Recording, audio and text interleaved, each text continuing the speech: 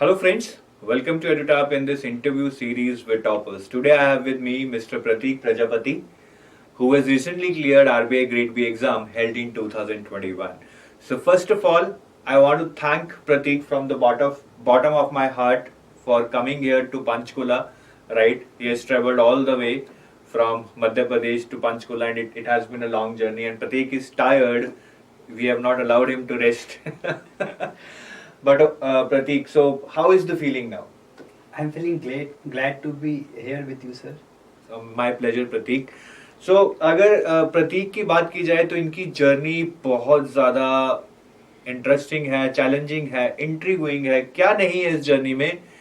और एक खास चीज जो मैं बताना चाहूंगा वो ये है कि Prateek had worked with Edutap as a faculty in year 2018 if I am not wrong. And so हमारा एक बहुत अच्छा रिलेशनशिप है इनसे. एज एन पूरा एडुटैप का प्रतीक से एक बहुत अच्छा रिलेशनशिप रहा है. And he has been a tremendous student, a tremendous mentor, and it was expected. I mean, what we are doing today, we are interviewing him for his selection in RBI Grade B. It was expected from such a meritorious student. So Pratik, मतलब ठीक है, बहुत सारे failures देखे, finally एक success मिला. तो सबसे पहले क्या लग रहा है, मतलब एक सेटिस्फेक्शन है, रिलीफ है, एक्सटेसी है, क्या लग रहा है? रिलीफ रिलीफ है. काफी लोग सबसे ज्यादा रिलीफ लग रहा है. काफी लोग यही बोलते हैं सिलेक्शन होने के बाद कि सेटिस्फेक्शन भी नहीं लेकिन उससे ज्यादा रिलीफ है. चलिए मैं प्रतीक की छोटी सी इंट्रोडक्शन दे देता हूँ, उसके बाद हम इनसे इनकी स्ट्रैटेजी के बारे में जानेंगे. तो Prateek is from Madhya Pradesh, Panna. He is BTech from triple IIT Allahabad and he did his BTech in 2012. That's 9 years between his BTech and his selection into RBI Grade B.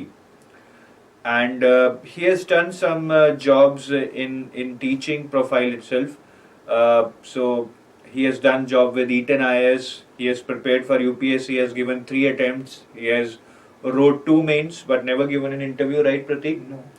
And what could be heartbreaking for many, but he was able to overcome that. 3 NABARD interviews, guys. 3 NABARD interviews he gave, right? And he was not able to get selected. And in one of the attempts that he gave, he just missed the final cutoff by 0.25 marks. 2 RBI interviews, 1 unsuccessful, and finally 1 successful, right? And he has apart from this, as I was telling you about his journey, so he meanwhile when he was giving his UPSC attempts and NABARD attempts, he worked with EduTap. So then he thought about again now preparing for further exams, like continuing his preparation for RBI and NABARD. He joined as a category head for regulatory bodies in practice mock, right? From which he has just recently resigned. And rest all his history. So journey is very complicated. I think it's very difficult to describe this journey in just 5 minutes. But overall, as I said, it has been very intriguing, very challenging, must be very satisfying also, and as he said, finally a relief. So Pratik, इतना कुछ देखा, 2 mains लिखे UPSC के, 3 NABARD के interviews, RBI का interview. What kept you going यार, मतलब इतना आसान तो नहीं है. वो एक कहावत भी है, गिरते हैं घुड़सवार मैदाने जंग में, ऐसा कुछ कहावत है, मुझे आती नहीं है, पर आप तो शायद उससे भी आगे निकले हैं. तो व्हाट केप्ट यू गोइंग, मतलब कहाँ से वो जज्बा, वो मोटिवेशन है?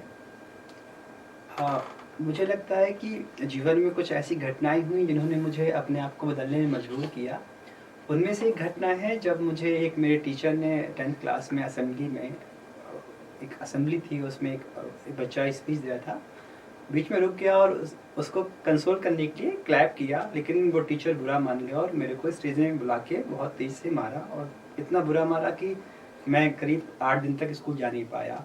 उस घटना ने मुझे अपने आप को कुछ नया करने के लिए प्रूव किया कि हाँ, मैं कुछ नया कर सकता हूँ.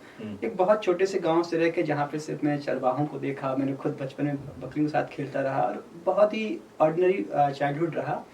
उस घटना के बाद से मैंने पढ़ाई को सीरियसली लिया. 10th में मैं ठीक ठाक परफॉर्म किया, लेकिन मैं 12th में अपने डिस्ट्रिक्ट में जो कि मैं 2004 में कंप्लीट किया था, उसमें मैंने 9th रैंक लाया और उसके बाद से मुझे एक मोमेंटम मिला कि हाँ, जीवन में मैं भी कुछ कर सकता हूँ। उसके बाद फिर एक यात्रा हुई जिसमें मैंने IITI के बारे में जाना और फिर मैं इंजीनियरिंग की फील्ड में आया।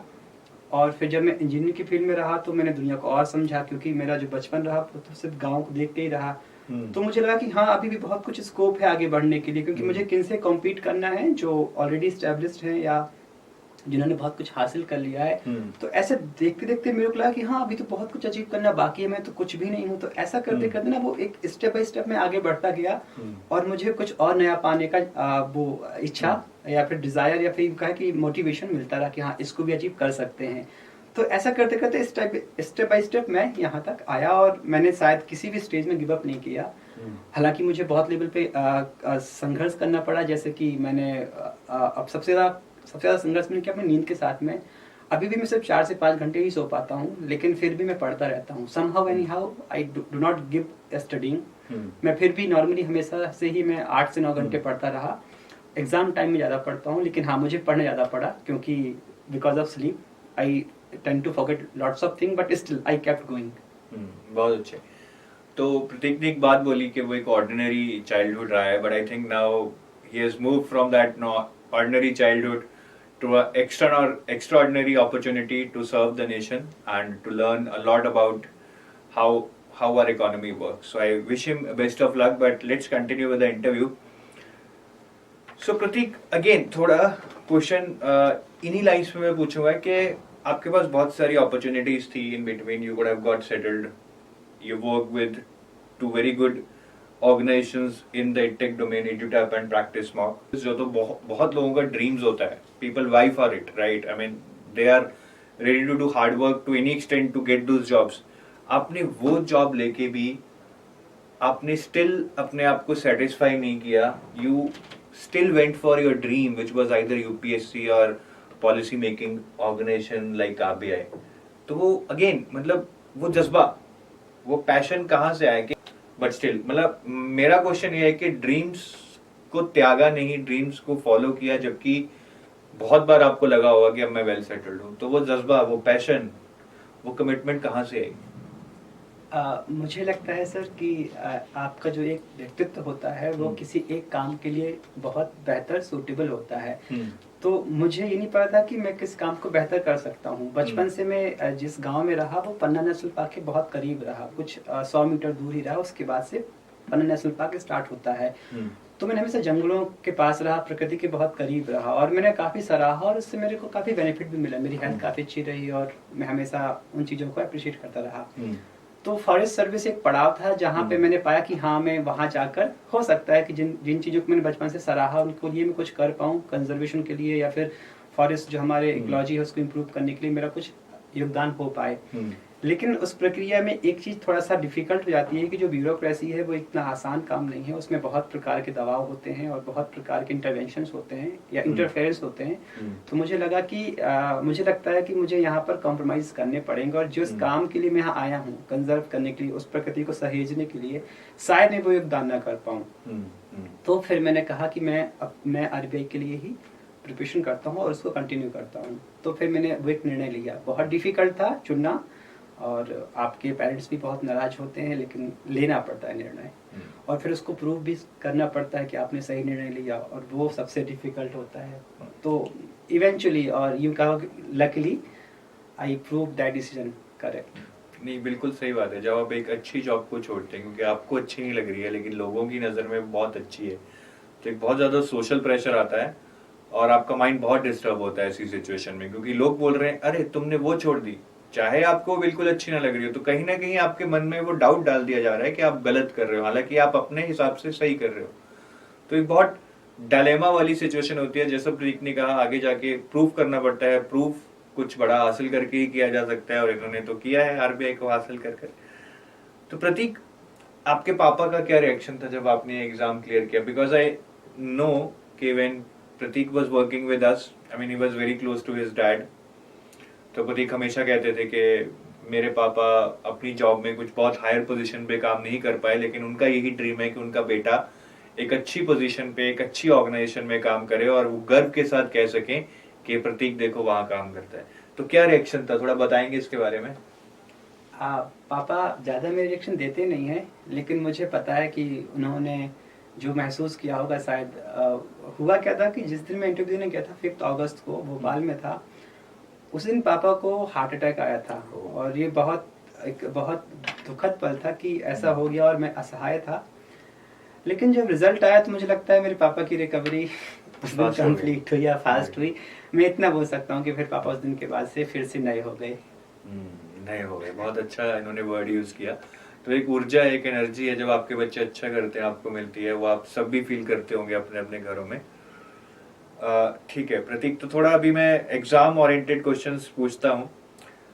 सबसे पहले प्रतीक मेरा ये क्वेश्चन है कि जब आप नाबार्ड के 3 इंटरव्यू आपने दिए, वहां पे आपने काफी नॉलेज गेन की, लेकिन आपका अल्टीमेटली नाबार्ड नहीं आरबीआई एग्जाम क्लियर हुआ है अभी जी।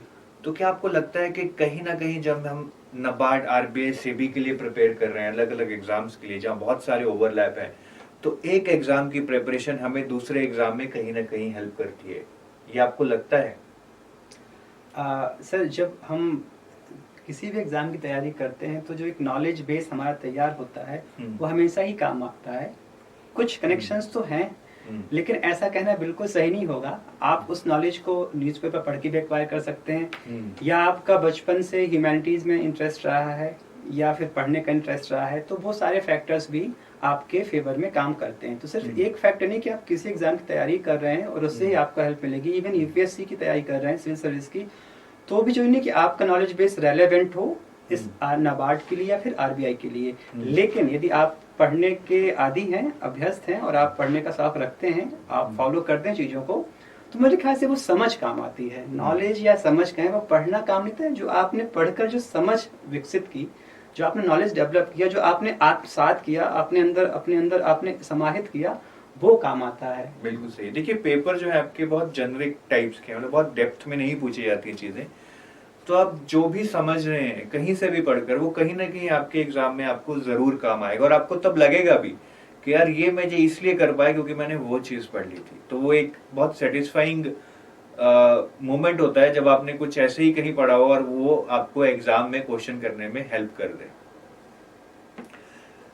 प्रतीक, नेक्स्ट क्वेश्चन मेरा इससे रिलेटेड है कि आपकी तकरीबन 9 साल का गैप है 2012 और 21 में, और मैं ऐसा तो नहीं कहूंगा एग्जैक्टली गैप है, पर ऐसा कुछ कॉन्क्रीट नहीं है जो हम कह सके, है ना, कि आपने मतलब कोई जॉब किया हो या कुछ किया हो। यूपीएससी प्रिपरेशन की है, काफी लोग करते हैं, एडुटैप और प्रैक्टिस मॉक में भी आपने काम किया है, ये एक इंटरफेरेंस बन सकती है। और आपका जो थॉट था इररिस्पेक्टिव ऑफ दैट, क्या इंटरव्यू में आपको इस पे चैलेंज किया गया कि भाई आप तो 9 साल, मतलब ऑलरेडी 9 साल से आप ग्रेजुएट हैं, अभी तक आप कुछ नहीं कर पाए हैं, तो क्या इस पे आपको ग्रिल किया गया था इंटरव्यू में?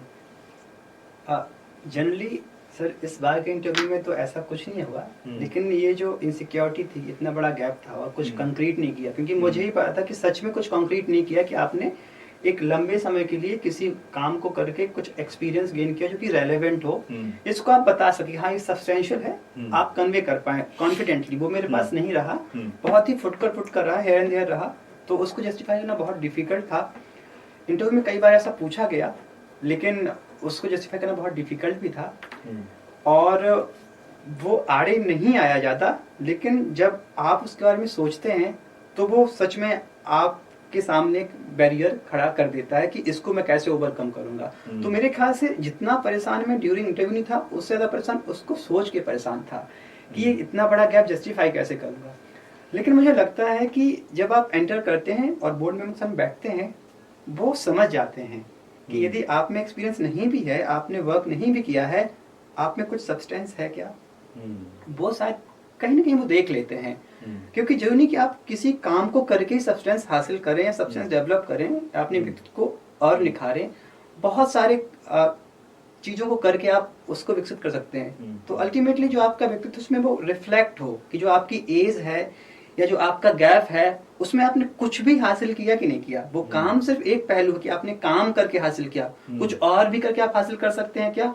तो वो यदि दिखता है आपके व्यक्तित्व कि हाँ आप 30 से ऊपर हैं और आपने एक बहुत ही अच्छे वेल राउंडेड पर्सनालिटी है, तो मेरे ख्याल से वो गैप आड़े नहीं आता है, अदरवाइज आड़े आएगा।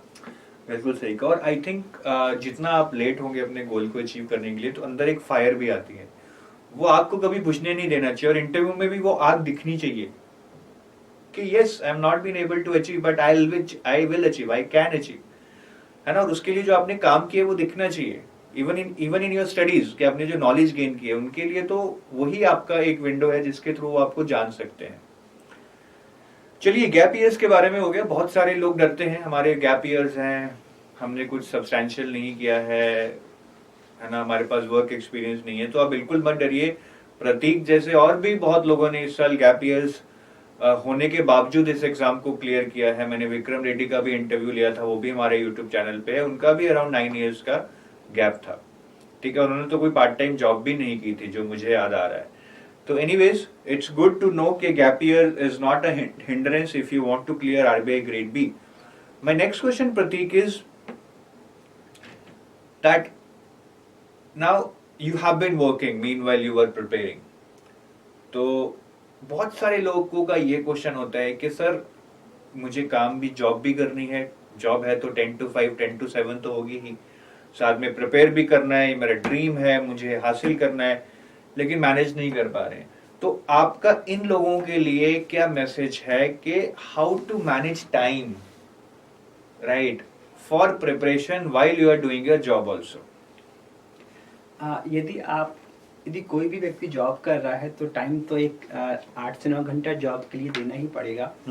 तो आप टाइम मैनेज के लिए नहीं, आपको टाइम क्रिएट करना पड़ेगा। मैनेज तो आप बाद में करेंगे कि आप टाइम कैसे क्रिएट करें। 24 आवर्स आपके पास हैं, तो आप कहाँ क्रिएट कर सकते हैं, कहाँ बचा सकते हैं। तो मेरे ख्याल से टाइम सेव करना बहुत इंपॉर्टेंट है, और वही मैनेजमेंट का पार्ट बन जाता है। और आप टाइम सेव कहाँ कर सकते हैं? जो आप किसी से बात करने में यदि खर्च करते हैं, या फिर आप बाथरूम में टाइम स्पेंड करते हैं, या फिर आप मोबाइल पे लग गए, या फिर आपने फेसबुक, सारे सब कुछ छोड़ना पड़ता है। इसके अलावा कोई और तरीका है नहीं, क्योंकि आप टाइम क्रिएट नहीं कर सकते। यदि आप ये नहीं कर पाएंगे तो शायद आपको वो एज नहीं रहेगा जो बाकी लोग सेक्रीफाइस। तो मेरे ख्याल से मैंने तो टाइम वेस्ट ही नहीं किया। मेरे ख्याल से ऑफिस लैपटॉप में कर रहा हूँ, ऑफिस का काम कंप्लीट, यहाँ पर मैंने अपनी पीडीएफ फाइल खोल के पढ़ने लग गया। तो मेरे ख्याल से मेरा 16 से 18 घंटे नॉर्मली मैं बैठ के बिताता, और वही टाइम, और मैंने करीब 1 महीने ही पढ़ाई की इस एग्जाम के लिए इस बार। बाकी जो पहले का नॉलेज था ऑफ कोर्स मेरे लिए काफी हेल्पफुल रहा, बट इस बार सिर्फ मैंने 1 महीने पढ़ाई की। लेकिन हाँ, मैंने उस टाइम पे करीब 18 घंटे ही बैठा, और उसमें से मैंने 8 घंटे ऑफिस का काम किया, बाकी मैंने पढ़ाई की। तो और कोई ऑप्शन नहीं है। आप मैनेज नहीं कर सकते यदि आप टाइम क्रिएट नहीं कर पाएंगे। तो आप टाइम क्रिएट करिए, मतलब आप टाइम को सेव करिए, मैनेज अपने आप हो जाएगा। बहुत सही, ऐसी एडवाइस पहली बार मैंने सुनी है। टाइम क्रिएट करिए, सेव कर टाइम मैनेज करने का एक वही तरीका है ना। बाकी तो आप जैसे मर्जी सोच लीजिए, ऐसे टाइम मैनेज नहीं होगा। आपको सेव करना पड़ेगा जो आप वेस्ट कर रहे हैं, या फिर थोड़ी स्मार्ट स्टडी करनी पड़ेगी। सर स्मार्ट स्टडी यहाँ काम नहीं आएगी। हाँ, ज्यादा काम नहीं आती है। वो हमको ट्राई ऑफिस लगता है कि नहीं इतना पढ़ लेंगे, बट वो पूरा ही पढ़ना पड़ता है, तभी वो आपको वहाँ रिकॉल होता है, तभी आप सही आंसर मार्क कर पाते हैं। और एग्जाम बहुत कॉम्पिटिटिव हो चुका है ना, इसमें ऐसा नहीं है कि इतना कर लिया तो शायद, मतलब शायद वाला फैक्टर अब निकल गया कि शायद हो जाए। वो मतलब शायद 200 सीट्स हैं अगर, तो एक ही कोई बंदा होता होगा जिसपे कोई बहुत ही भगवान की कृपा है, नहीं तो वो चांस वाला जो एक होता है ना कि चांस लग गया और हो जाए, वो बहुत कम लोग हैं। मेहनत करनी पड़ेगी आपको, बहुत मेहनत करनी पड़ेगी। नेक्स्ट क्वेश्चन है मेरा प्रतीक, आपने यूपीएससी की प्रिपरेशन की, अब ये एक सही नोशन है या गलत नोशन है ये आप ही बताएंगे, कि बहुत लोगों को लगता है कि यूपीएससी वालों को एग्जाम में एज मिलता है। और अगर मैं आपका केस देखूं तो भैया आपने भी 5 इंटरव्यूज दिए हैं, 4 बार फेलियर भी हाथ लगाए, तो उस तरह से तो कोई एज है नहीं। 5 बार में तो शायद नॉन यूपीएससी वाला भी क्लियर कर लेता है। दूसरा लगता है कि शायद इस साल भी आपने इतनी तैयारी नहीं की, सिर्फ 1 ही महीना पढ़े, लेकिन आपने एग्जाम क्रैक किया, तो शायद वो कहीं ना कहीं आपका यूपीएससी बैकग्राउंड और जो नाबार्ड और आरबीआई की तैयारी की वो काम आई। तो आपका क्या व्यू है इसमें, इस नोशन में कितना सच है कितना झूठ है, आप इसके ऊपर अपना पर्सपेक्टिव रखिए। इस संदर्भ में सिर्फ एक ही बात कहूंगा कि इस बार आप यदि रिजल्ट को फॉलो किए होंगे तो आप ये पाएंगे कि कुछ 5 से 6 कैंडिडेट्स जिनका आरबीआई में नहीं हुआ, इंटरव्यू देने के बाद वो आज यूपीएससी में सिलेक्टेड हो गए हैं। तो ये एग्जाम्पल एक बड़ा एग्जाम्पल है कि ऐसा कोई बहुत बड़ा एज है नहीं। और दूसरी बात मैंने जो पहले भी कही थी कि आप जब तैयारी करते हैं सिविल सर्विस की, तो आप एक नॉलेज बेस तैयार करते हैं अपने लिए। वो रेलेवेंट है कि नहीं वो डिपेंड करता है, लेकिन आप वो पढ़ने की हैबिट डेवलप करते हैं, आप चीज़ों को समझना, एनालाइज करना, उसको कॉन्टेक्स्ट में समझना स्टार्ट करते हैं। मेरे ख्याल से वो जो आपने वो चीज़ें एक्वायर की वो हेल्प है। अदरवाइज कोई भी व्यक्ति जो सिलेबस में चीज़ें हैं उसको पढ़ के तैयारी कर सकता है 2 महीने 3 महीने में, ऐसा कोई बहुत बड़ा एज नहीं है, थोड़ी सी हेल्प होती है। वो आप न्यूज़पेपर यदि बचपन से फॉलो करते हैं तो वही एज आपके पास आ जाएगा। बेसिकली आपका नॉलेज बेस किस प्रकार से डेवलप होता है, आप किसी भी प्रकार से नॉलेज बेस को डेवलप कर सकते हैं। वो एक इम्पॉर्टेंट पहलू कि आपके पास नॉलेज पहले से है कि नहीं, क्योंकि बहुत लोग एकदम ब्लैंक बिल्कुल एक स्क्रैच से स्टार्ट करते हैं, उनको टाइम ज़्यादा लगेगा। लेकिन जो लोगों के पास पहले से नॉलेज बेस है किसी भी कारणों से, चाहे उन्होंने तैयारी की है, चाहे न्यूज़पेपर फॉलो करते हैं, या फिर उनका शौक ही है पढ़ना, तो नॉलेज बेस यदि आपके पास पहले से कुछ है तो वो हेल्प करेगा। अदरवाइज आपको स्क्रैच से पढ़ना ही पड़ेगा। तो बेसिकली अगर मैं समराइज करूं, प्रतीक ये कह रहे हैं कि एज इंटेलेक्ट में, एप्टीट्यूड में, चांसेस में ऐसा कोई एज नहीं है। जस्ट ये है कि उन्होंने यूपीएससी की अगर तैयारी की है तो उन्होंने शायद 1 साल उन चीजों को पढ़ा है। अगर आप भी 6-7 महीने उन चीजों को पढ़ लें, आपका नॉलेज बेस अगर उनके लेवल तक नहीं भी पहुंचेगा लेकिन उस लेवल तक पहुंच जाएगा कि आरबीआई ग्रेड बी में जो लेवल चाहिए आप उनके बराबर पहुंच जाएंगे। तो एज अगर मैं डिफाइन करूं तो शायद सिर्फ वो एक टाइम जो उन्होंने ऑलरेडी स्पेंड कर दिया है नॉलेज को गेन करने में वो है, लेकिन वो टाइम आपको अगर सही टाइम पे स्टार्ट करेंगे तो आपको भी वो टाइम मिलेगा और वो एज है जो वो न्यूट्रलाइज हो जाएगा। जैसे मेरे पास नॉलेज बेस था इस बार, तो मुझे पता था कि मेरे लिए 1 महीना पढ़ना काफी रहेगा, तो मैंने 1 महीना पढ़ा। लेकिन आप इस चीज को 1 महीना मत मानिए, क्योंकि वो 5 साल का पढ़ा हुआ है। वो सब मेरे पास था, मुझे बस सिर्फ ब्रशअप करना पड़ा। लेकिन जब मेरा फर्स्ट अटेम्प्ट था तो मुझे करीब 8 महीने पढ़ना पड़ा सिलेबस कंप्लीट करने के लिए, सबको समझने के लिए। तो नॉर्मली मैं बोलूंगा कि आपके पास कम से कम 9 महीने हो। आप यदि स्क्रैच से स्टार्ट करते हैं, यदि आप 8 घंटा डिवोट कर सकते हैं तो 9 महीने बहुत हैं इस एग्जाम को क्लियर करने के लिए। बिल्कुल। तो Prateek, I think that was it more और लेस ऑन योर से X factor things that I wanted to discuss. अभी हम नेक्स्ट मूव करते हैं कोर स्ट्रैटेजी पे, फेज 1 फेज 2 सब्जेक्ट्स। सबसे पहले प्रतीक, आपकी प्राइमरी सोर्स ऑफ प्रिपरेशन क्या रही इस पूरी एंटायर जर्नी में? जब मैंने सर आरबीआई का तैयारी स्टार्ट किया, नाबार्ड का या सेबी का, तो सबसे पहले मैंने अटेम्प्ट दिया आरबीआई का। उसमें मेरे पास सबसे पहला मेरा प्राइमरी सोर्स था एडुटॉप। मैंने सारे कोर्सेज सब्सक्राइब किए थे और मैंने वहीं से स्टार्ट किया, क्योंकि मुझे पहले कुछ पता नहीं था कि कैसे क्या करें। तो मैंने 2017 में ही एडुटॉप के बारे में जाना यूट्यूब के माध्यम से, और वहीं से मैंने फॉलो करना स्टार्ट किया। तो मेरा कुछ बेस बिल्डअप हुआ। ग्रेजुअली जब मैंने अटेम्प्ट देना स्टार्ट किया तो भी मेरा वो प्राइमरी सोर्स ही रहा, बट आफ्टर सर्टेन टाइम मुझे वो चीज़ें रिक्वायर्ड नहीं थी। तो इस बार यदि मैं बोलूँ तो मेरा प्राइमरी सोर्स खाली न्यूज़पेपर ही थे और रिपोर्ट्स थी। बट यस, मेरी फाउंडेशन एडुटॉप का इस कोर्स है उसको पढ़ के ही बनी, क्योंकि मेरे लिए भी मैनेजमेंट को समझना बेहतर तरीके से, जैसे कि अंजित सर समझाते हैं, या फिर फाइनेंस को समझना थोड़ा डिफिकल्ट था। तो मेरे को वो बहुत हेल्प मिली स्टार्ट में। मेरा फाउंडेशन एडुटॉप का पूरा जो कोर्स था उसको पढ़ के या देख के ही मेरी फाउंडेशन बनी, और वही मेरा प्राइमरी सोर्स रहा फर्स्ट। अभी मेरे सोर्स यदि मैं डिफाइन करूं, जो मैंने इस बार रेफर किए प्रीलिम के लिए और मेंस के लिए, बहुत ही कॉमन थे। मुझे क्वांट रीजनिंग तय नहीं करनी पड़ी, क्योंकि मेरा बैकग्राउंड इंजीनियरिंग का है, तो मेरे लिए बहुत डिफिकल्ट नहीं था, कभी नहीं रहा। आप अपना आप देख सकते हैं, मैंने मॉक टेस्ट भी नहीं दिए, क्योंकि मुझे कॉन्फिडेंस था कि हाँ मैं इतना कर ले जाऊंगा। बट मॉक टेस्ट बहुत इंपॉर्टेंट मैंने पहले दे रखे थे। मेरा हमेशा प्राइमरी फोकस रहा है जीए में अच्छा स्कोर करना। मैंने हमेशा अच्छा स्कोर किया। इस बार ही मेरा 47 स्कोर था, जो कि काफ़ी अच्छा स्कोर लोग बोलते हैं। मैंने उसमें बहुत मेहनत की जीए को मैक्सिमाइज करने के लिए। Quant reasoning just cut off clear की। इंग्लिश मेरा प्लस पॉइंट रहा, उसमें मुझे कभी भी स्ट्रगल नहीं करनी पड़ी। दो मैं हिंदी बैकग्राउंड से रहा, बट मैंने इंग्लिश में हमेशा से अच्छा किया।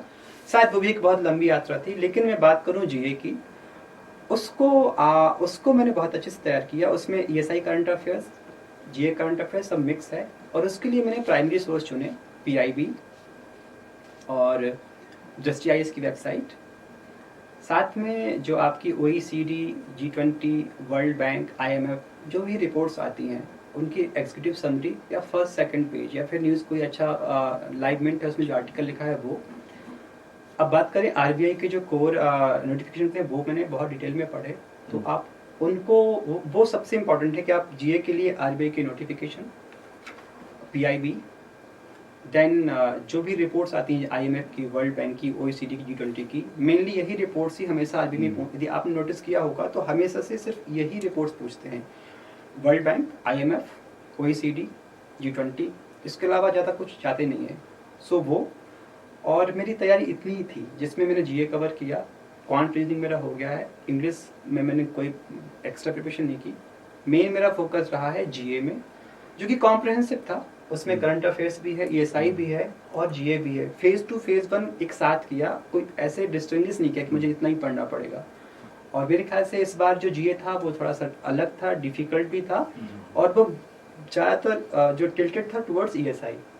तो मेरे ख्याल से वो भी किस्मत की बात थी कि मैंने ये कुछ खास पढ़ा नहीं था, मैंने सिर्फ ईएसआई का जो स्पेसिफिक करंट है वो पढ़ा था, करंट अफेयर्स, और वो मेरे लिए हेल्पफुल रहा। यदि मैं मेंस की बात करूं सर, मेंस पे प्रतीक हम आते हैं। अच्छा, मैं थोड़ा सा अभी फेज 1 पे क्वेश्चन पूछना चाहूंगा। आपने एक वर्ड यूज किया कि मैंने फेज 1 फेज 2 की जीए इकट्ठी की जी। तो मैं बड़ा संक्षेप में इसका आंसर चाहूंगा कि आपको बहुत लोग क्या करते हैं, फेज 1 की जीए अलग पढ़ते हैं, बोलते हैं रिपोर्ट स्कीम्स ये हम सारा फेज 2 के लिए पढ़ेंगे, लेकिन पेपर का पैटर्न थोड़ा चेंज हो रहा है। तो अब आप क्या कहेंगे कि जो करंट अफेयर्स की तैयारी है वो क्या एक इंटीग्रेटेड तैयारी होनी चाहिए फॉर फेज 1 एंड फेज 2?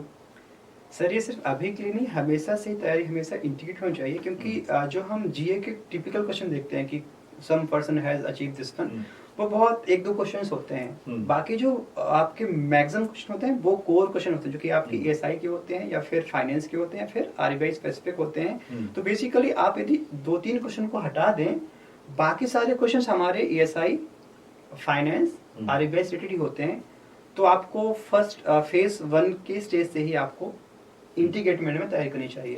बिल्कुल। और आपने बोला कि इंग्लिश आपको शुरू से ही कभी मुश्किल नहीं हुई है, लेकिन मैं ये थोड़ा इसके बारे में जानना चाहूंगा कि आप एक हिंदी बेल्ट से हैं, हिंदी मीडियम में पढ़े हैं, लेकिन इंग्लिश में आप हमेशा से स्ट्रांग रहे हैं। तो ये एक कॉन्ट्राडिक्टरी चीज लगती है, पर ये इंग्लिश के प्रति रुझान या फिर इंग्लिश में जो एक स्किल डेवलप की आपने वो कैसे की, मतलब कहाँ से उभरी वो? एक हिंदी मीडियम स्कूल में पढ़कर तो इंग्लिश पे कमांड होना एक बहुत मुश्किल चीज है, but how do you accomplish that? बहुत इसका भी सर बहुत छोटा सा आंसर है कि जब मैं कॉलेज गया तो बहुत डिफिकल्टी फेस करनी पड़ी, क्योंकि मैं तो 12वीं तक हिंदी माध्यम से रहा। उसके बाद से जब मेरे को इंग्लिश का सामना करना पड़ा तो बहुत चैलेंजिंग था, मार्क्स भी मेरे सफ़र किए। और एक चीज़ होती है कि आपको लोग थोड़ा सा डिस्क्रिमिनेट भी करते हैं कि because he is Hindi belt और इंग्लिश नहीं आती है, अपने समकक्ष नहीं मानते हैं। मेरे ख्याल से वो जो था अनुभव, उसने मेरे को प्रेरित किया कि मैं कुछ अच्छा करूं। तो मैंने अपने कॉलेज के टाइम में डिक्शनरी को फॉलो करना स्टार्ट किया। स्टार्ट वहीं से होता है, आपके पास वर्ड है कि नहीं, फिर आपकी ग्रामर भी स्ट्रांग होनी चाहिए, पार्ट ऑफ स्पीच। मेरे ख्याल से सबसे पहले वर्ड मैंने सीखे, फिर मैंने पार्ट ऑफ स्पीच सीखा, ग्रामर इम्प्रूव किया, फिर न्यूज़पेपर गया पढ़ने पे। और मेरे ख्याल से इसको मैंने कभी पीछे देखा नहीं। I can relate to the story which Prateek is telling. I have also been through the same thing. हम एक बहुत छोटे से कस्बे से थे, तो जब हम एक बड़े इंजीनियरिंग कॉलेज में पढ़ने आए तो वहाँ बहुत सारे कॉन्वेंट एजुकेटेड लोग भी थे, और वो मतलब इंग्लिश जो हम बोलते हैं फड़ाते, I don't know, but I mean मुझे हिंदी में वर्ड नहीं समझ आ रहा है, but what we say is very fluent English they used to speak, है ना? फराटेदार इंग्लिश वो बोलते थे। तो हमें देखकर मतलब एक सेल्फ डाउट आने लग गया था उनको कि यार मतलब हम तो यहाँ आ तो गए हैं, पर इनके साथ हम कैसे कम्पीट कर पाएंगे, हम तो बोल ही नहीं पाएंगे। वो अपने आप को इंट्रोड्यूस भी करते तो it was so sophisticated and we could not even shake hands with the girls then. तो ये एक डेवलपमेंट होती है आपकी लाइफ में, एक पीरियड आता है, एंड जब आप एक ऐसे स्फेयर में आ जाते हैं जहां आपको थोड़ा पिंच होने लगता है और आप ठान लें कि आपको करना है, तो आप कर लेते हैं, right? It's just a matter. ऐसा वही मैं समझा रहा हूं कि ये मैटर नहीं करता है कि किसी ने यूपीएससी की तैयारी की, कोई कॉन्वेंट से पढ़ा, कोई आप आज कहाँ है ये मैटर करता है, और आप कहाँ जाना चाहते हैं कि आप उसके लिए एफर्ट मारने के लिए तैयार हैं, कि आप उस चीज को एक्सेप्ट करने के लिए तैयार हैं कि मैं इसमें वीक हूं। सबसे पहले तो यही बहुत इंपॉर्टेंट पॉइंट है।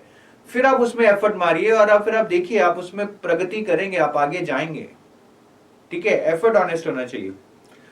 बाकी प्रतीक, जीए के सोर्सेज आपने बताए मुझे, पीआईबी, जस्ट आईएएस आपने फॉलो किया, न्यूज़पेपर आप डेली पढ़ते थे, बट ओवरऑल जो जीए की सोर्सेज हैं वो क्या हमें बहुत फैला लेनी चाहिए या कुछ लिमिटेड रखनी चाहिए? बहुत limited.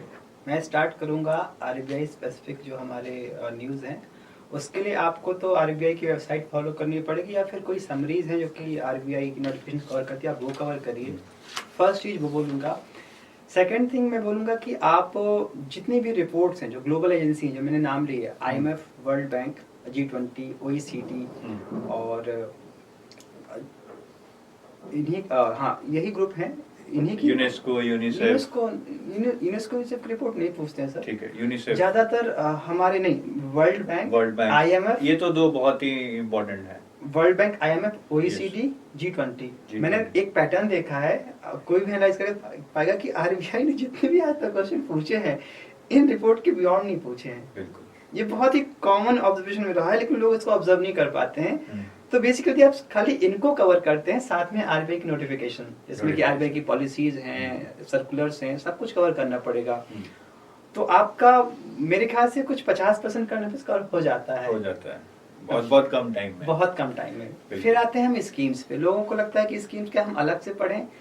It is also a part of current affairs. आप ज्यादातर चीजें होती क्या है कि जो करंट टाइम में न्यूज किसी न किसी कारण से स्कीम्स न्यूज में रहती हैं, वही पूछते हैं ज्यादातर। तो आप उसके लिए अगेन पीआईबी फॉलो कर सकते हैं या फिर कोई भी मैगजीन जो कि एडिटॉप की फॉलो कर सकते हैं, फिर कोई जो आपका सोर्स हो आप उसको फॉलो कर सकते हैं, जिसमें कि जो रिसेंट न्यूज में रही न्यूज उनको आप फॉलो करिए। आपको पुरानी स्कीम्स फॉलो करने की कोई जरूरत नहीं है, वो एक प्रकार से आपके एफर्ट्स वेस्ट जाएंगे बाद में। तो मेरे ख्याल से आपको गवर्नमेंट स्कीम्स, प्रोग्राम, पॉलिसीज, ये 3 एरिया हैं जिनको आपको बहुत ही कीनली मॉनिटर करना चाहिए, और मेरे ख्याल से इसके अलावा कुछ बचता नहीं है। बिल्कुल, इतना ही है। तो प्रतीक ने बहुत संक्षेप में आपको बता दिया, एक अच्छी स्ट्रेटजी बताई है रिपोर्ट। और मैं सर आपको इंटरप्ट करूंगा, एक सिंपल सी बात, इस बार बहुत ही इंटरेस्टिंग चीज है। मैंने मेंस के लिए एक ब्राउजर है आपका माइक्रोसॉफ्ट एज, उसमें एक फीचर है कलेक्शंस। मैंने कुछ 300 आर्टिकल बुकमार्क किए थे, वो फोल्डर के फॉर्म में बन जाते हैं। मैंने सिर्फ 300 आर्टिकल पढ़े हैं, 289 के समथिंग, और मैंने सिर्फ उनको पढ़ के मेंस दिया है। लेकिन उसको सिलेक्ट करना आपको आना पड़ेगा। वो आप कब कर पाएंगे जब आपने बहुत पढ़ा है कि आपको ये न्यूज है, आर्टिकल बहुत इंपॉर्टेंट है। मैंने उनको करीब 5 बार रिवाइज किया, रिविजन बहुत इंपॉर्टेंट है। मैंने करीब 28 दिन सिर्फ यही काम किया। फर्स्ट स्टेज थी, मैंने सारी न्यूज को मतलब एक्सप्लोर करके मैंने सेलेक्ट किया कि हाँ ये न्यूज इंपॉर्टेंट है, बुकमार्क करके अलग रखा। करते करते करीब मेरे को 8 दिन उसमें लगा। रिमेनिंग 20 डेज सिंपली रिवाइज, और मैंने न्यूज आर्टिकल को पूरा पढ़ा A to Z, from beginning to end. ये नहीं कि बीच का ठीक मुझे आता है दोबारा, तो मैंने हर एक आर्टिकल को पूरा पढ़ा ठीक से, ताकि मेरे को लिखने में भी हेल्प मिले, जो फैक्ट और फिगर्स में बिल्कुल अंदर दिमाग में चली जाए, बिल्कुल पहुंच जाए, रिकॉल करना आसान हो। और ये स्ट्रेटजी मेरे लिए इस बार रियली हेल्पफुल थी। मेरे को कोई भी फैक्ट और फिगर्स को रिकॉल करने में बिल्कुल प्रॉब्लम नहीं हुई, और मेरे को उसने लिखने में भी हेल्प की। बहुत अच्छे। अब प्रतीक, नाउ हम थोड़ा फेज 2 की और मूव करते हैं। फेज 2 में सबसे पहले तो देखिए पैटर्न चेंज हुआ इस बारी। तो जो पैटर्न चेंज हुआ आपको कैसा लगा? मतलब आप 4-5 साल से तैयारी कर रहे थे, तो क्या लगा कि यार ये क्या हो गया, मैंने तो जो अभी तक एफर्ट लगाया था वो सारा वेस्ट हो रहा है, या फिर लगा कि शायद अच्छे के लिए हुआ है, 4 साल से एग्जाम नहीं क्लियर हो रहा था लेकिन शायद पैटर्न चेंज कर हो जाए? तो आपका एकदम रिएक्शन क्या था जब पैटर्न चेंज हुआ? सर मैं न्यूट्रल था, क्योंकि कुछ चीजें मेरे पक्ष में थी, कुछ चीजें पक्ष में नहीं थी। जैसे इंटरव्यू के मार्क्स का बढ़ जाना वो मेरे पक्ष में ही था, क्योंकि मैं कम्युनिकेट नहीं कर पाता हूँ लेकिन मैं लिख पाता हूँ, अंग्रेजी में ठीक ठाक लिख लेता हूँ, और उसमें जो कोई प्रॉब्लम होती नहीं है। तो लिखने वाला काम था तो उसमें बहुत ज्यादा शौक नहीं था। लेकिन जहाँ बोलने वाली बात आई, इंटरव्यू मार्क्स, मैं वहां पर था कि शायद मेरे लिए ये थोड़ा सा मेरे पक्ष में ना रहे। तो लेकिन हाँ, बहुत लोगों के लिए लिखना मुश्किल होता है, बोलना आसान होता है, तो आप उसको कॉम्पनसेट कर सकते हैं इंटरव्यू में। अच्छा, वैसे आपके इंटरव्यू में मार्क्स कितने प्रतीक? मेरे इंटरव्यू मार्क्स 23। तो मतलब आपने फेज 2 में बहुत ही अच्छा स्कोर, बहुत अच्छा किया होगा। वो जो कहते हैं ना कि आप फेज 2 में ही इतना अच्छा कर दो कि आप इंटरव्यू को इक्वेशन से बाहर ले जाओ, तो प्रतीक ने वो कर दिखाया। यही चीज मैं आपको समझाना चाहता हूँ बहुत बारी, और एक प्रेजेंट एग्जांपल है आपके आगे कि इन्होंने फेज 2 में इतना अच्छा किया कि भाई अब आ जाओ, जो आना चाहते हैं आ जाओ, मेरा सिलेक्शन होके रहेगा। So that's the way to do it. सबकी अपनी अपनी स्ट्रेंथ होती है। मुझे लगता है कि हम सब अपनी स्ट्रेंथ को आइडेंटिफाई करके उस पे काम कर सकते हैं। जैसा कि मैंने कहा, बहुत लोग बोलने में बहुत अच्छा होते हैं, लिख भली ना पाए, आप वहाँ स्कोर कर सकते हैं। बहुत लोगों ने किया भी है कि जस्ट कट ऑफ क्लियर की है, लेकिन उनको 672 आउट ऑफ 75 मिला है, और वो लोग भी सेलेक्ट हुए हैं। बिल्कुल। Yes. कई लोगों ने बिल्कुल कट ऑफ क्लियर की, तो Just cut off. उनका ये था कि इनको होने के लिए तो अब 75 में से 70-72 नंबर लेने पड़ेंगे, तो कुछ लोगों ने लिए, ऐसे बहुत थे, 4-5 एग्जाम्पल रहे। नहीं मतलब ओवरऑल बहुत थे हम्म। जिन्होंने जस्ट कट ऑफ क्लियर की, मतलब 100-200 लोग होंगे शायद, लेकिन फाइनली 4-5 को ही 75 में से 72 मिले, बाकी तो नहीं ले पाए, क्योंकि अगर उनको 75 में से 55 भी मिले वो ओवरऑल कट ऑफ नहीं क्लियर कर पाए। बाकी प्रतीक, पैटर्न चेंज जो हुआ है, अब हमें एक ही चीज ऑब्जेक्टिव पर्सपेक्टिव से भी पढ़नी है, उसको रिकॉग्नाइज करना सीखना है, डिस्क्रिप्टिव पर्सपेक्टिव से भी करनी है, हमें उसे रिकॉल करना सीखना है। तो अब एक ही चीज को दो पर्सपेक्टिव से पढ़ना, दो ओरिएंटेशन से पढ़ना, ये थोड़ा चैलेंजिंग हो जाता है। इसको कैसे लोग हैंडल कर सकते हैं? सर ये कभी दो रहा ही नहीं है, वो तो लोगों ने दो अलग अलग कर लिया, क्योंकि यदि आपको सच्चे मायने में किसी चीज को लर्न करना है तो आपको there is no shortcut to learn or study or acquire knowledge, कभी कोई शॉर्टकट रहा ही नहीं है। आपको उस पूरी जो होती है ना आर्डुअस प्रोसेस से गुजरना ही पड़ेगा। मैंने हमेशा बिलीव किया है, मतलब लोग बहुत सारे बोलते हैं कि स्मार्ट स्टडी, मेरे लिए स्मार्ट स्टडी सिर्फ वो स्टडी जिसमें कि मैं नॉलेज, मैं किसी चीज को पढ़ के कुछ रिटेन कर पाऊँ। और मुझे लगता है कि सबसे बेस्ट स्टडी ये है कि आप सबसे पहले एक बहुत अच्छा सोर्स पिक करें और उसको पूरा पढ़ें, एंड टू एंड पढ़ें, end to end, no shortcut. ये बहुत लोग गलती करते हैं कि एक सोर्स लिया, थोड़ा पढ़ा, नेक्स्ट सोर्स पे हॉप करे, क्योंकि मेरा दोस्त वो पढ़ रहा है ना, फिर एक किसी का इंटरव्यू सुन लिया, उसने बोला, उसने वहां से पढ़ा, उस पे चले गए। तो ये आपको चीज समझनी पड़ेगी, जितने मुंह उतनी स्ट्रैटेजी, उतने सोर्सेस, ठीक है, हिंदी में कहावत है, जितनी मुंह उतनी बातें। बस इसी से आप समझिए कि ठीक है, यहां से आपको एक ब्रॉड आउटलाइन मिलेगी कि ठीक है, करंट अफेयर्स 3 या 6 महीने के इंपॉर्टेंट है, करंट अफेयर्स में ये रिपोर्ट्स ज्यादा इंपॉर्टेंट है, ये स्कीम ज्यादा इंपॉर्टेंट है, पर स्ट्रैटेजी, एक पिन पॉइंटेड स्ट्रैटेजी आपको अपनी ही बनानी पड़ेगी, ये चीज हमेशा याद रखिएगा। और इसी संदर्भ में एक बात और कि जो मैंने कहा कि आपको पूरा ही पढ़ना पड़ेगा, और ये सच में पूरा ही पढ़ना पड़ता है, तभी आप बेहतर रिकॉल कर पाते हैं, बेहतर लिख पाते हैं और बेहतर कन्वे कर पाते हैं। बिल्कुल बिल्कुल। शॉर्टकट तो कभी रहा ही नहीं लर्न करने का, और यदि आज आप शॉर्टकट लेंगे ना तो आपको अल्टीमेटली जो सभी करते हैं, जितने भी सक्सेसफुल लोग हुए उन्होंने वही किया।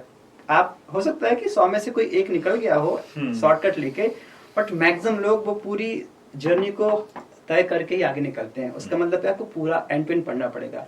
यदि आप, मैं एग्जांपल देता हूँ आपको, यदि भारती पाठक जो उनकी बुक है फाइनेंशियल मैनेजमेंट के ऊपर, यदि आप उनका फर्स्ट चैप्टर पढ़ेंगे ना, जो कि इंट्रोडक्शन है, आप यदि उसको एंड टू एंड पढ़ेंगे तो आप इतना कुछ हासिल कर सकते हैं कि बोर्ड मेंबर के सामने कम से कम 2-3 क्वेश्चन का आंसर कर सकते हैं। सिर्फ उस चैप्टर में इतना कुछ है, लेकिन बहुत सारे लोग उसको स्किप कर देते हैं या आप नहीं पढ़ पाते हैं। तो मेरी बस यही एडवाइस है, सजेशन है कि आप प्लीज ओरिजिनल बुक से पढ़ें और इवन इंट्रोडक्शन भी पढ़ें और एंड टू एंड पढ़ें, कुछ स्किप मत करें, क्योंकि अल्टीमेटली वो आपको हार्म करेगा और आप इसी प्रकार से 0.25 मार्क्स से या फिर 1 मार्क्स से रह जाएंगे।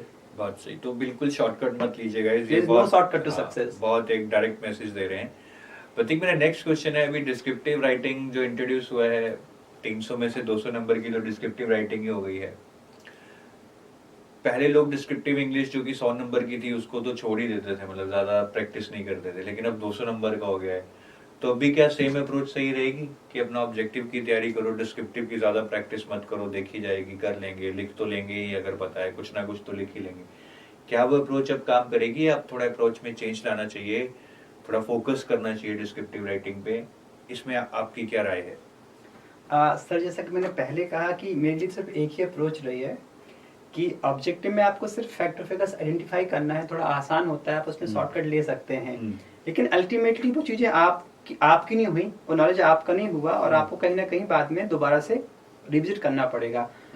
तो अब आपके लिए बहुत आसान हो गया है, पहले डिफिकल्ट था कि आपके लिए 2 अप्रोच रखनी पड़ती, अब आपके लिए आसान कि आप सिर्फ एक अप्रोच रखनी है। वही चीज आप एंड टू एंड पढ़िए, आप बेहतर रिकॉल भी कर पाएंगे जो कि ऑब्जेक्टिव में काम आएगा, या आप आइडेंटिफाई कर पाएंगे, और जब आप लिखने बैठेंगे तो आपने एनालिटिकल वे में पढ़ा होगा तो आप बेहतर एनालिटिकल वे में आप डिस्क्राइब भी कर पाएंगे, तो दोनों काम एक साथ हो जाएंगे। तो मेरे ख्याल से वही है, सिर्फ एक अप्रोच रखिएगा, बड़ा आसान रहेगा सभी के लिए, ठीक है, कोई डिस्क्रिमिनेट मत करिएगा। बहुत सिंपल तरीका बताया इन्होंने, बहुत सिंपल तरीका है, बहुत सही भी लग रहा है लोग मुझे। फॉलो नहीं कर पाते हैं, लेकिन सच में सिंपल चीज फॉलो करना बहुत डिफिकल्ट है लोगों के लिए, बट इतना ही सिंपल है। बिल्कुल कॉम्प्लेक्स मत कीजिए चीजों को। प्रतीक, जो नेक्स्ट क्वेश्चन है वो थोड़ा सब्जेक्ट ओरिएंटेड मैं पूछूंगा, specific to FM, ESA and descriptive English. FM की जब हम तैयारी करते हैं, एक हमें पहले तो एक नोशन होता है कि फाइनेंस बहुत मुश्किल है ना, फाइनेंस के लिए तो पता नहीं प्रसन्ना चंद्रा जैसी बुक शायद पढ़नी पड़ेगी। पर जो मुझे लगता है कि जैसे एफएम बहुत जेनरिक है, it's not finance in actual. काफी टॉपिक्स तो आपके alternate sources of finance, public private partnership, global financial crisis, these are not finance. I mean, any candidate could have even read these topics in the newspaper. तो finance से जो लोग डरते हैं, आप उनको क्या कहना चाहेंगे? डर बहुत ही जायज है। जो भी डरते हैं, जिसका कोई बैकग्राउंड नहीं है, तो वो टर्म्स इतने डिफिकल्ट होते हैं, फर्स्ट टाइम सुनने में या फिर समझने में डिफिकल्ट होता है। मेरे ख्याल से वहाँ पर कोचिंग आपको हेल्प करती है। आप कोई भी कोचिंग की हेल्प ले सकते हैं, क्योंकि मैंने भी यही किया। स्टार्ट में मेरे को डर लगता, मैंने आपका हेल्प ली।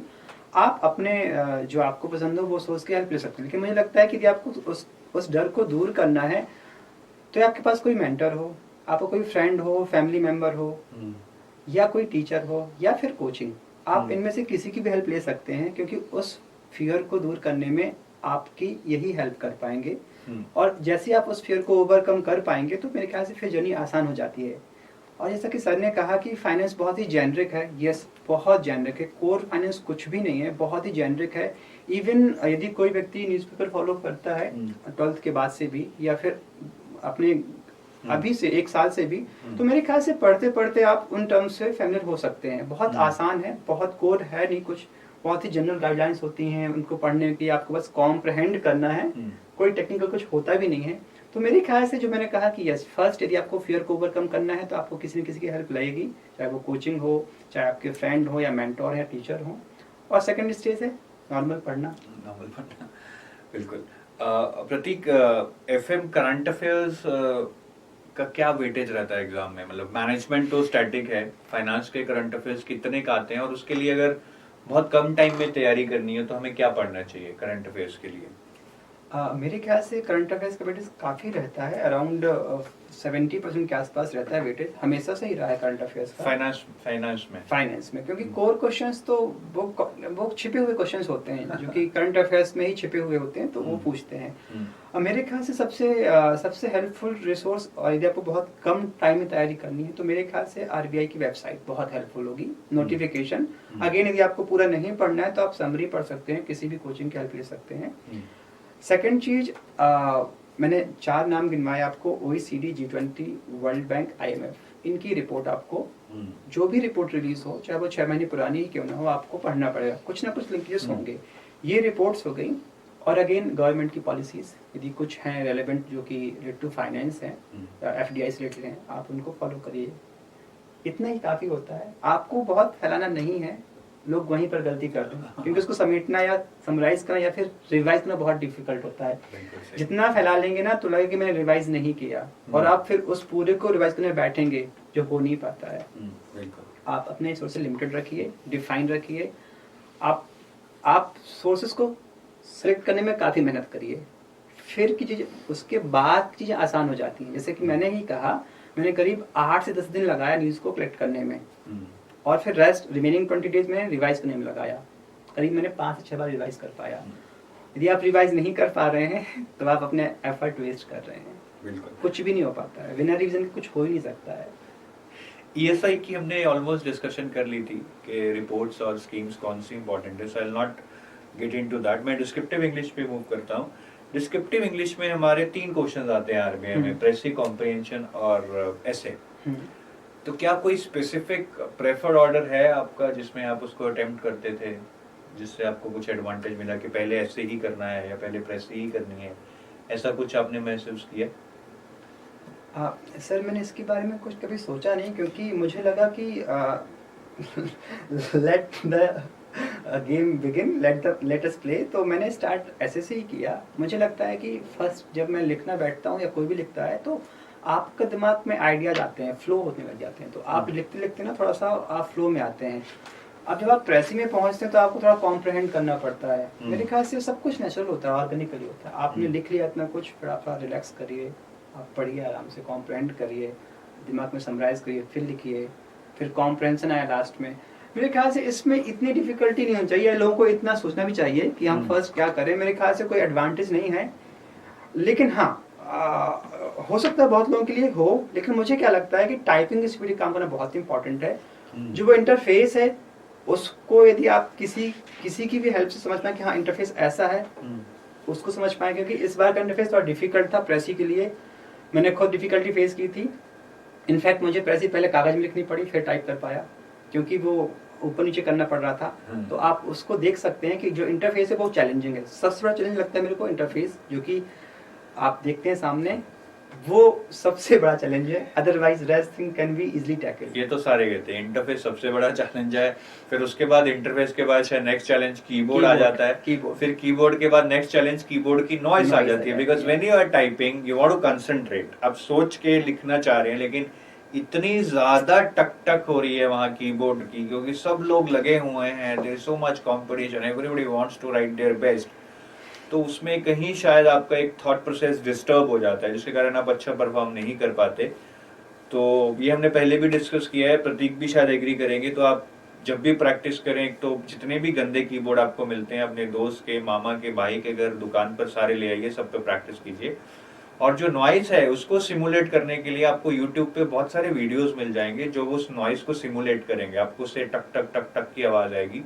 तो get used to it, get accustomed to it, उस नॉइस को लगाकर वीडियो चलाकर वो अपना अपना प्रैक्टिस कीजिए, तो शायद आपकी वो प्रॉब्लम एग्जाम में सॉल्व हो जाए। सर मुझे लगता है ना, जब हम एग्जाम हॉल में लिखने बैठते हैं ना, नथिंग मैटर्स। हाँ, सच में कुछ ये भी सही है। अगर आप इतने डेस्परेट होते हैं ना स्कोर करने के लिए, कुछ सुनाई पड़ता ही नहीं है। वो जैसे बस घड़ी टाइम दिखता है कि हाँ इतना टाइम बचा हुआ है। अर्जुन ने जैसे कहा था ना कि मुझे तो सिर्फ मछली की आंख ही दिख रही थी और कुछ नहीं दिख रहा था, तो वही हो जाता है, कुछ सुनाई नहीं पड़ता है। हाँ, लेकिन यदि कीबोर्ड प्रॉब्लम कर रहा है, ये बहुत बार हुआ है, इनफैक्ट बहुत लोग बाहर भी हुए हैं, तो उसका हमेशा ध्यान दें कि आप फर्स्ट कीबोर्ड को बहुत अच्छे से चेक करें जब एग्जाम हॉल में बैठे हैं।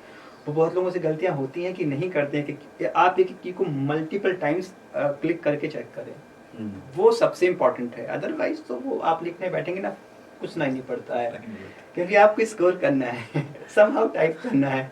और प्रतीक, टाइम डिवीजन भी कुछ ऐसी कोई स्ट्रेटजी है कि इंग्लिश में ऐसे को अराउंड इतने टाइम में लिखिए? हाँ सर, वो तो करना पड़ेगा। मेरे ख्याल से ऐसे में आप टाइम बचा सकते हैं, क्योंकि मुझे पर्सनली हमेशा क्या लगता है, ये मेरा चैलेंज है कि हमेशा मुझे प्रेसी में बहुत टाइम लगता है एज कम्पेयर टू ऐसे।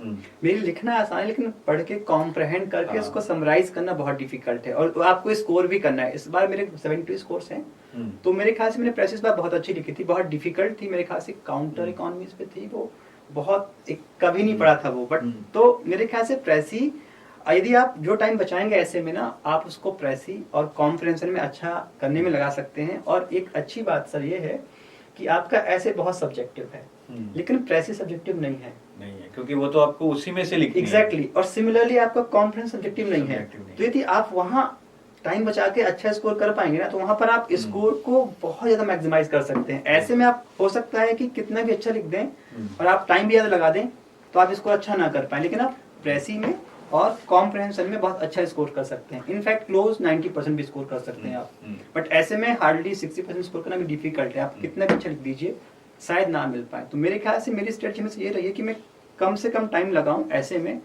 और मैक्सिमम टाइम लगाऊं प्रेसी में और कॉम्प्रहेंशन में।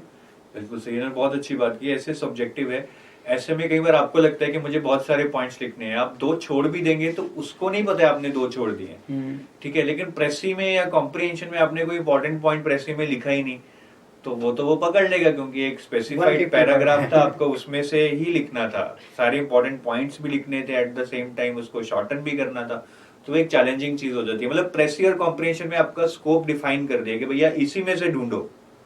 ऐसे में इट्स लाइक मतलब कुछ भी एक अच्छी चीज लिखो, पर कुछ भी जो भी आपके दिमाग में आ रहा है, it need not be something specified. तो ऐसे में थोड़ा टाइम बचाइए, क्योंकि प्रेसी और कॉम्प्रिहेंशन में वो टाइम आपको हेल्प करेगा। नेक्स्ट प्रतीक, इंटरव्यू पे आते हैं। हालांकि आपके इंटरव्यू में मार्क्स अच्छे नहीं आए, बट ये एक मौका है कुछ इंट्रोस्पेक्ट करने का कि आपको क्या लगता है कि क्या चीजें आपने गलत की जो शायद आप नेक्स्ट टाइम अगर जाएंगे, हालांकि आपको जरूरत नहीं पड़ेगी, लेकिन आप अच्छा करेंगे उस चीज में, आप दूसरों को सजेस्ट करना चाहेंगे कि देखो ये गलतियां मत करना जो मेरे से हुई। सर यहाँ पर जितना मैंने इंट्रोस्पेक्ट किया है या फाइनलाइज किया अपने परफॉर्मेंस को, हमेशा पाता हूँ कि जब मैं बेहतर सो पाता हूँ तो मेरी बोलने में ठहराव होता है, और जब मैं नहीं सो पाता हूँ तो थोड़ा सा मेरी जुबान बहुत तेज चलती है। मुझे लगता है कि उससे आप एक बहुत ही एक रॉन्ग इंप्रेशन कन्वे करते हैं। बिल्कुल। तो मेरे ख्याल से आप बोले तो आप ठहराव के साथ बोलें, आपको टाइम लेके बोलें, वो इम्पोर्टेंट है। अदरवाइज मुझे लगता है मेरी सिर्फ यही सिंगल मोस्ट वीकनेस है कि जब हम इंटरव्यू में अगर हमारे पास फ्रेश नहीं है, हम फ्रेश नहीं है, नींद आ रही है, और हाँ। देन मतलब एक ओवरऑल इंप्रेशन सही नहीं होता है, आप एक फ्री फ्लो कम्युनिकेशन नहीं कर पा रहे हैं, तो चाहे आपके थॉट्स अच्छे हैं but if you are not able to communicate with clear mind, with full presence of mind और रिलैक्स माइंड से, क्योंकि आपकी आधी एनर्जी तो अपने आप को जगाने में लग रही है, तो आप कैसे इंटरेक्ट करेंगे। तो ये बहुत इंपॉर्टेंट चीज है। इंटरव्यू से पहले तो गाइस उस रात को अच्छे से सोएं। आपको कईयों को तो 3-3 महीने भी मिलते हैं, तो जो चीज आप 3 महीने में नहीं पढ़ पाए वो आखिरी रात में नहीं होगी, नहीं पढ़ पाएंगे। और इंटरव्यू में कोई आपसे पिन पॉइंटेड क्वेश्चन भी नहीं पूछा जाएगा कि बताओ भैया कि इंडिया का इसमें जीडीपी ग्रोथ कितना है। They will always ask you about your opinion, you can always bypass the factual question, it will not hurt your chances, right. ठीक है सर, इंटरव्यू के कॉन्टेक्स्ट में सच में आपने बहुत अच्छी बात कही। मैं 2 बातें और ऐड करूंगा। फर्स्ट चीज ये कि आपके पास यदि नॉलेज ही नहीं है तो वो रिफ्लेक्ट नहीं होगा आपके शब्दों में। जो जिन वर्ड का आप चयन करते हैं बोलने के समय ना, वो कन्वे करता है कि आपकी अंडरस्टैंडिंग किस लेवल की है। तो मेरे ख्याल से आपको सर ने कहा पिन पॉइंट नहीं करना पड़ता है। आप एक सेंटेंस में जिन जिन वर्ड का यूज करेंगे ना, वो सामने वाला समझ जाता कि हाँ इसकी अंडरस्टैंडिंग है, तभी इन वर्ड का यूज कर पाए सही कॉन्टेक्स्ट में और सही मीनिंग के साथ में। तो मेरे ख्याल से नॉलेज बेस को आप रिप्लेस कभी नहीं कर सकते हैं। आपको उसके लिए अगेन पढ़ना पड़ेगा A to Z। वो आप शॉर्टकट नहीं ले सकते हैं, क्योंकि आपने एक चीज रट भी ली, आपने बोल दी, वो नेक्स्ट कंटिन्यूएशन में कोई ऐसा क्वेश्चन पूछेगा फिर अगर आपको नहीं आता तो फिर वो आपके ज्यादा चांसेस को हर्ट करेगा। हाँ, मेरे से क्वेश्चन पूछा गया कि मुझे डिपार्टमेंट ऑफ सुपरविजन क्यों पसंद है, तो मैंने जस्टिफाई किया। फिर वो पूछती है मैम की कुछ सुना है recently, have you any news regarding supervision. तो चूंकि मैंने पढ़ा था, उन्होंने रिसेंटली वर्ड यूज किया, लेकिन वो न्यूज़ अप्रैल की थी and it was about layer based approach of supervision for NBFCs. वो अप्रैल की न्यूज़ थी। तो मैंने मैम को कहा कि ma'am is it about NBFC and layer based approach, and she nodded और अच्छा लगा उनको सुन के। तो मेरे ख्याल से यदि आपने पढ़ा तो आप आंसर कर पाएंगे। तो मैं बोलना क्या चाह रहा हूँ कि आपको पढ़ना पड़ेगा। नॉलेज बेस को आप कभी भी वो नहीं कर सकते हैं, शॉर्टकट नहीं ले सकते हैं। सेकंड चीज, आपको कन्वे करना तो खैर वो एक नेचुरल चीज है सर, वो बहुत अपने आप को एक्सप्रेस करना एक टैलेंट है, वो भी डेवलप किया जा सकता है, बट वो 2 दिन में नहीं होगा। उसके लिए आपको बहुत कॉन्स्टेंटली प्रैक्टिस करना पड़ेगा। इनफैक्ट जब आप बोलते हैं तो आपके फेस पे एक स्माइल आना, वो अगर आप सोच के जाएंगे कि मैं हंसूंगा या हंसूंगी, वो नहीं होगा, एक नेचुरल है। आप उसको अगर प्रैक्टिस करेंगे तो हाँ वो एक नेचुरल चीज इनग्रेन हो जाएगी। मैं ये नहीं कह रहा कि वो जन्म से ही मिलती है, बट उसके लिए बहुत प्रैक्टिस करनी पड़ेगी, वो चीज आ जाएगी। पर बिल्कुल ऐसे तो नहीं होगा कि हफ्ते में वो चीज आप उसको मास्टर कर लेंगे। तो और मुझे लगता है इंटरव्यू में आप ना ज्यादातर जो मॉक टेस्ट देते हैं वो हेल्पफुल तो है, लेकिन मुझे लगता है ना कि जितना आप सहज रहे ना उतना हेल्पफुल होता है। क्योंकि मैं जब नाबार्ड का इंटरव्यू दिया था इस बार 2022 में, लास्ट ईयर नवंबर में, 20 में 2020 यस 20 में, यस 2020 में, तो मेरे उसमें 23 मार्क्स आउट ऑफ 25, और सिर्फ एक डिफरेंस था, मैं सो पाया था और मैं नेचुरल था। मैंने कुछ ज्यादा पढ़ा नहीं था, नाबार्ड के बारे में कुछ चीजें पता थी, बट मैं बहुत नेचुरल था, अपने सेल्फ में था, ट्रू सेल्फ में था, और कोई मॉक टेस्ट नहीं दिया था, कोई प्रिपरेशन नहीं थी, जो था वो था। और मैंने अच्छा परफॉर्म किया, क्योंकि जब मैंने असेस किया तो पाया कि हाँ मैं अच्छा बोल पाया बिना किसी बायस के या बिना किसी सोच के। तो मेरे ख्याल से वो एक बहुत बड़ा डिस्कवरी थी कि यार बिना कुछ किए भी अच्छा कर सकते हैं। और जब मैंने आरबीआई का इंटरव्यू दिया तो मैंने बहुत प्रैक्टिस की, हालांकि इंटरव्यू अच्छा गया बट उनका असेसमेंट था। मेरा ये कहना है ना कि आप नेचुरल रहिए। आप हो सकते हैं कि 1 हफ्ते पहले पढ़ना ही बंद कर दीजिए, ये भी बहुत इंपॉर्टेंट है। आप प्लीज ट्रांसक्रिप्ट फॉलो मत करिए लास्ट मोमेंट पे, वो डरा देती हैं। तो आप अपने आप को कहीं ना कहीं डिबेट कर रहे होते हैं अपने बात से, वो बहुत हर्ट करती है लोगों की परफॉर्मेंस को। आप ट्रांसक्रिप्ट मत फॉलो करिए। और अगेन सर ने भी कहा, मैंने भी कहा कि नॉलेज तो आपके दिख जाती है जो आप जिस प्रकार से शब्द यूज करते हैं, फैक्ट फिगर में वो इंटरेस्टेड नहीं है। लोग इस चीज़ को एम्फेसाइज करते हैं कि आपको बहुत प्रिसाइसली बोलना है, फैक्ट बोलना है, फैक्ट गलती कर दी तो मार्क्स कट जाएंगे। ऐसा बिल्कुल भी नहीं है, बिल्कुल भी नहीं है। इनफैक्ट मैंने भी कितने फैक्ट गलत बोले, लेकिन मेरे को मार्क्स अच्छे लगते हैं सर, क्योंकि 23 मार्क्स आरबीआई के लिए अच्छे मार्क्स हैं, क्योंकि बहुत लोगों को अभी भी मार्क्स मिले हैं 10 से कम मिले हैं। तो ऐसा नहीं है कि मार्क्स बहुत कम है। तो ठीक है, मैं समराइज करूँ, 3 चीजें हैं। नॉलेज बेस पे आपको वर्क करना पड़ेगा, कोई रिप्लेसमेंट नहीं है। सेकंड चीज, आप नेचुरल रहिए, और 1 हफ्ते पहले से जो स्लीप साइकिल है, स्लीप उसको इम्प्रूव करिए, और ट्रांसक्रिप्ट्स मत पढ़िए। देखिए ट्रांसक्रिप्ट्स जो होती हैं वो हर बंदे का अपना प्रोफाइल है, उसने क्या बोला इनकम्प्लीट होती है ना। आप किसी आंसर में बोल देंगे सेबी, तो आपको सेबी में बारे में पूछ लेंगे, आपने नहीं बोला तो आपसे नहीं पूछेंगे। तो ट्रांसक्रिप्ट देख के ऐसा लगता है कि ये उनसे पूछा जा रहा है, नहीं, ट्रांसक्रिप्ट है कि वो जो दूसरा बोल रहा है उसने ये बोला होगा, इसलिए उससे ये पूछा जा रहा है। तो आपके खुद के आंसर्स होंगे, क्रॉस क्वेश्चनिंग, फर्दर क्वेश्चनिंग उन्हीं के बेसिस पे होगा। किसी और की ट्रांसक्रिप्ट बिल्कुल भी मत पढ़िए। मेरे हिसाब से पढ़नी है तो इंटरव्यू से बहुत पहले पढ़ लीजिए, just to have an idea कि एचआर क्वेश्चंस में क्या पूछते हैं, ओवरऑल ये समझने के लिए कि क्या सबको प्रोफाइल रिलेटेड क्वेश्चन पूछे जा रहे हैं, नहीं है ना। फिर अपने प्रोफाइल पे काम कीजिए। तो एक broad outline, again broad outline समझने के लिए करिए, नॉट कि ये क्वेश्चन अगर मुझे पूछा गया तो मैं क्या आंसर करूंगा या करूंगा, ऐसा मत कीजिए। तो प्रतीक, काफी अच्छा लगा आपसे बात करके, और बहुत खुशी है कि कोई जो हमारे साथ बहुत क्लोजली एसोसिएटेड था और अपना ड्रीम फॉलो करना चाहता था। प्रतीक मेरे से काफी टच में थे, उसके बाद भी हमारी बात होती रहती थी, और अच्छा लग रहा है कि प्रतीक ने अपना फाइनली गोल अचीव किया है। एक बहुत ही प्रेस्टिजियस ऑर्गेनाइजेशन में प्रतीक अब काम करेंगे। आई विश हिम कि आप अच्छा करें, बहुत कुछ सीखें, और सेटिस्फाई तो कोई नहीं होता है लाइफ में, लेकिन हाँ जो ये रिलीफ है ये थोड़ा परमानेंट हो जाए। तो प्रतीक, जाने से पहले कोई लास्ट मैसेज आप देना चाहेंगे? लास्ट मैसेज मैं अपना ग्रेटिट्यूड कन्वे करना चाहूँगा एडटाप टीम के लिए और सर के लिए। ये सच है कि मैंने जो अपना शुरुआत किया, जो मेरा नॉलेज बेस, जो मेरा यात्रा स्टार्ट हुई, वो सर की वीडियो देख के स्टार्ट हुई, और इनके पढ़ाने का जो तरीका है वो बहुत ही एक ऐसा अच्छा है कि कोई बच्चा भी पढ़ के समझ सकता है। तो मेरे ख्याल से उन्होंने रियली हेल्प की। और उसके बाद फिर मैं एडटाप टीम का पार्ट भी रहा, वो भी एक बहुत अच्छी जर्नी रही, काफ़ी लर्निंग जर्नी रही। तो मेरे ख्याल से मैं इतना लंबा जो यात्रा तय करके आया हूँ वो सिर्फ सर से मिलने आया हूँ, और सर को अपना आभार व्यक्त करने आया हूँ। और कहीं ना कहीं एडटाप टीम का और सर का एक बहुत बड़ा योगदान रहा मेरे सिलेक्शन में, उसके लिए मैं ज़िंदगी भर इनका आभारी रहूँगा। Thank you so much sir. Thank you Prateek, I will convey your message to my entire team. बाकी मैं तो ये मानता हूँ कि अगर हम आपकी सिलेक्शन में कहीं 1, 2, 5% भी रोल निभा पाए तो वो हमारे लिए एक बहुत सेटिस्फाइंग फैक्टर है। एफर्ट आपका है, जर्नी आपकी है, एप्टीट्यूड आपका है, इंटेलेक्ट आपका है, सब कुछ आपका ही है। We are just a facilitator somewhere in between.